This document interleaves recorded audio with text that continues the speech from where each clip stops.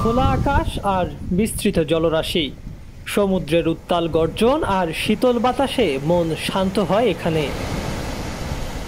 নীলের রাজ্যে আকাশ আর সাগর যেন মিলেমিশে একাকার। এই দ্বীপে প্রায় 12,000 মানুষের বাস।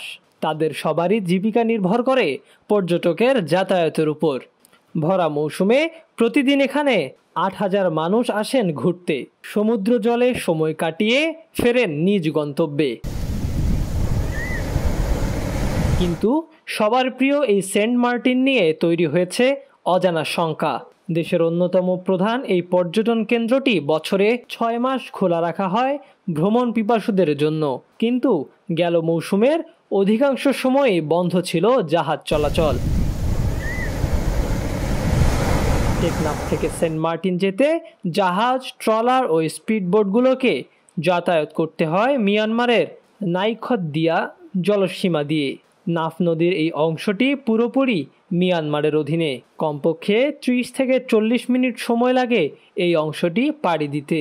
নাফ নদীর বাংলাদেশ অংশে নাব্যতা সংকটে গেল প্রায় 10 বছরেরও বেশি সময় ধরে এই রুটে বাংলাদেশের জাহাজগুলো চলাচল করত।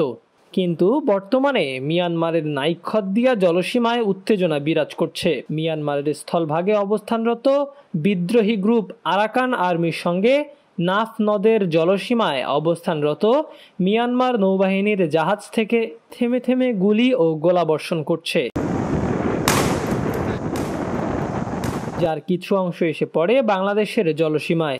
এ সময় টেকনাফ সেন্ট মার্টিন নৌ রুটে ট্রলার ও স্পিডবোট নিয়ে যাতায়াত করতে গিয়ে গুলিও এসে পড়ে ট্রলারে। সে কারণেই নিরাপত্তার স্বার্থে এই নৌ রুটে বন্ধ করে দেয়া হয় নৌযান চলাচল।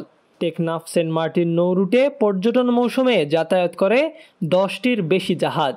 জাহাজগুলো 4 থেকে 5 মাস চলাচল করলেও 12 মাসেই দ্বীপের বাসিন্দারা এই নৌ রুটে যাতায়াত করে ট্রলার এবং স্পিডবোটে। প্রবাল দ্বীপ সেন্ট মার্টিনে বসবাস করে 10,000-এর বেশি স্থানীয় বাসিন্দা, আর হোটেল, মোটেল, রিসোর্ট ও রেস্তোরাঁয় চাকরি করেন 1,000 মানুষ।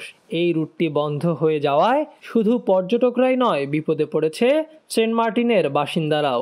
তাদের প্রয়োজনীয় কাজে কক্সবাজার আসা যাওয়া, বাজার সদাই করাও সমস্যা দেখা দিয়েছে। নিরাপত্তা ঝুঁকিও আছে তাদের। যদিও সেন্ট মার্টিন যেতে বিকল্প পথ বের করা হয়েছে। ইনানি ও কক্সবাজার শহরের নুনিয়ারছড়া ঘাট দিয়ে জাহাজ চলাচল করছে সেন্ট মার্টিনে। তবে এসব জাহাজে সেন্ট মার্টিন যাতায়াত করতে খরচ ও সময় লাগছে দ্বিগুণেরও বেশি। উপভোগ করা যাচ্ছে না নাফ নদীর অপরূপ সৌন্দর্য।